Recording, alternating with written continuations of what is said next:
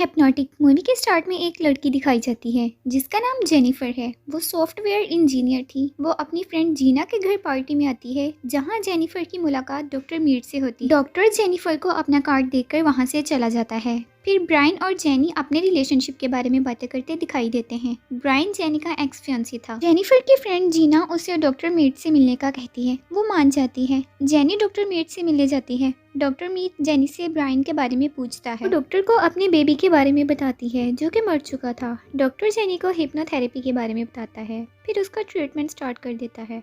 फिर 3 महीनों के बाद का सीन दिखाया जाता है। जेनी एक शॉपिंग मॉल में आती है जहां उसकी मुलाकात डॉक्टर मीट से होती है। वो जेनी से पूछता है कि तुम इतने दिनों कहाँ गायब रही। जेनी डॉक्टर को बताती है कि मुझे जॉब मिल गई है। वो दोनों अपनी अपनी रूटीन लाइफ के बारे में बातें करते हैं। डॉक्टर जेनी को अपनी मैरिड लाइफ के बारे में बताता है और कहता है कि मेरी वाइफ अब इस दुनिया में नहीं रही और मैं उससे बहुत मोहब्बत करता था। फिर डॉक्टर उससे ब्रायन के बारे में पूछता है। वो जेनी से कहता है कि तुम ब्रायन को अपने घर डिनर पे बुलाओ। जेनी को अननोन नंबर से कॉल आती है जिससे वो हिप्नोटाइज हो जाती है और जब होश में आती है तो देखती है कि ब्रायन बेहोश पड़ा था।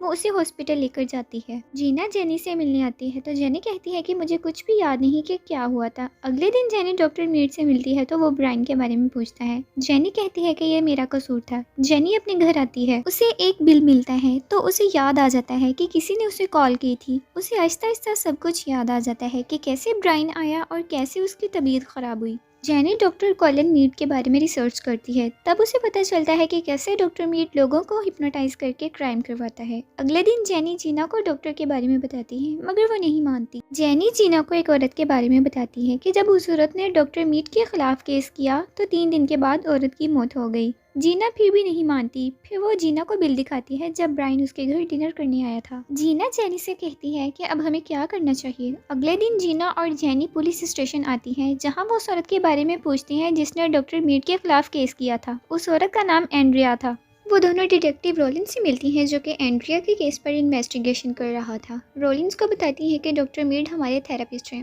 और जब से उन्होंने ट्रीटमेंट स्टार्ट किया है मेरे साथ अजीब सा हो रहा है। रोलिंस उन्हें बताता है कि मेरे पास प्रूफ होने के बावजूद भी मुझे इन्वेस्टिगेशन से रोका गया। रोलिंस उन्हें एंड्रिया बॉन की मेडिकल डेथ सर्टिफिकेट दिखाता है। फिर उन्हें एक वीडियो दिखाता है जिसमें एंड्रिया को अननोन नंबर से कॉल आती है और वो हिप्नोटाइज हो जाती है और वो एलिवेटर में मर गई थी। जेनी कहती है कि ऐसा मेरे साथ भी हुआ था। जीना जेनी को बताती है कि 1 वीक पहले डॉक्टर मीट ने मुझे भी हिप्नोटाइज किया था। जेनिफर दोबारा डॉक्टर मीट से मिलने आती है और अपने मोबाइल पर रिकॉर्डिंग ऑन करती है। जेनी हिप्नोटाइज के बाद अपनी गाड़ी में आकर रिकॉर्डिंग को सुनती है। तब उसे पता चलता है कि उसने डॉक्टर मीट को सारी बात बता दी कि वो यहाँ क्यों आई थी। उसके बाद हमें स्कॉट और जीना दिखाई जाते हैं। जीना ड्राइव कर रही होती है। जेनिफर जीना को कॉल करती है और उसे कहती है कि मुझे तुम्हें कुछ बताना है, तुम फौरन घर वापस आ जाओ। तभी जीना को डॉक्टर मेड की कॉल आती है। डॉक्टर जीना को हिप्नोटाइज कर लेता है और कहता है कि मरने का यही सही मौका है। उसे अपने ऊपर एक स्पाइडर नजर आता है। वो स्कॉट से कहती है कि उसे मुझसे दूर हटाओ मगर स्कॉट को स्पाइडर नजर नहीं आता। जीना और स्कॉट का एक्सीडेंट हो जाता है और दोनों की डेथ हो जाती है। फिर जेनी एक्सीडेंट वाली जगह दिखाई जाती है। उसके बाद हमें डॉक्टर मेड दिखाया जाता है। उससे मिलने डिटेक्टिव रोलिंस आता है। वो डॉक्टर को स्कॉट और जीना की मौत के बारे में बताता है। रोलिंस वो स्पून उठा लेता है जिससे डॉक्टर मेड ने ड्रिंक तैयार की थी ताकि फिंगरप्रिंट्स ले सके। रोलिंस डॉक्टर से जीना के बारे में पूछता है। रोलिंस डॉक्टर को उसके पेशेंट्स के बारे में बताता है जिनकी डेथ हो चुकी थी। फिर रोलिंस वहाँ से चला जाता है।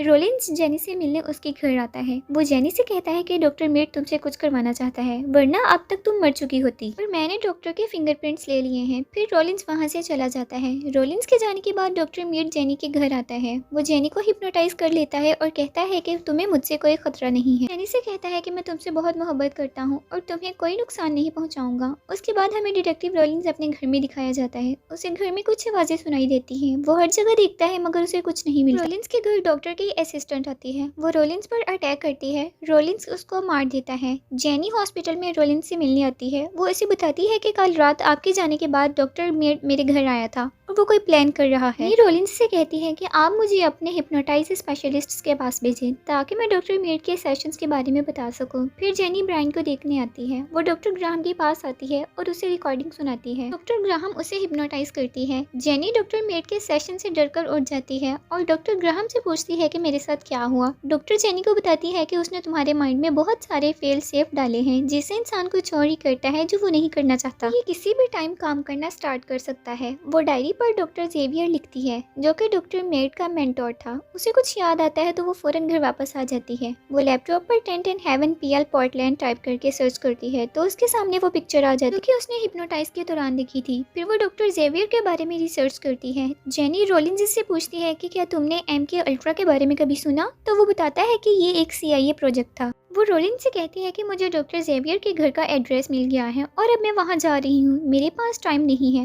वो उसे रोकता है मगर वो नहीं सुनती। जेनी उस एड्रेस पर आ जाती है। वो एक घर के अंदर आती है, वहाँ डॉक्टर मेड की पिक्चर देखती है तो डॉक्टर मेड वहाँ आ जाता है। वो डर जाती है, उसे बताता है कि ये मेरी वाइफ है और डॉक्टर जेवियर मेरे डैड थे। वो जेनी को हिप्नोटाइज कर लेता है। फिर रोलिंस दिखाया जाता है जहाँ उसे कॉल आती है कि मैंने फिंगरप्रिंट से सर्च किए हैं और ये जूलियन स्लाइवन नाम का एक आदमी है। फिर जब जेनिफर्स को होश आती है तो वो देखती है कि वो डॉक्टर मेड के ऑफिस में है।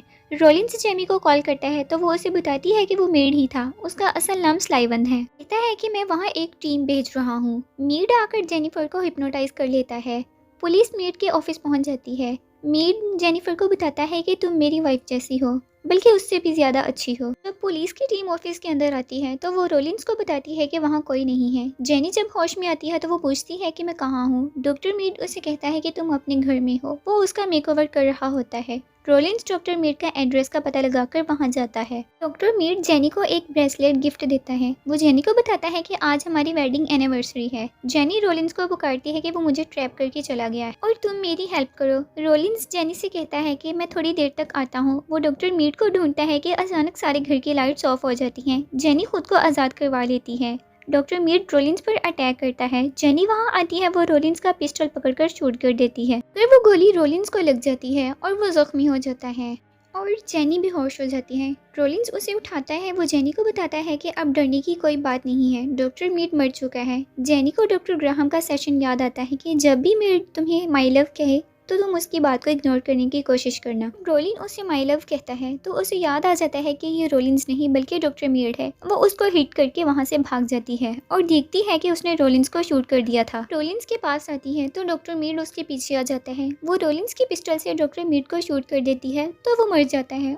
और रोलिंस को हॉस्पिटल में ले आती है। 1 महीने के बाद का सीन दिखाया जाता है जहाँ जेनिफर अपने ऑफिस में होती है। वो ब्राइन से मिलने हॉस्पिटल आती है। फिर वो पुलिस स्टेशन आती है ताकि रोलिंस से मिल सके, जिसके साथ ही मूवी का दी एंड हो जाता है।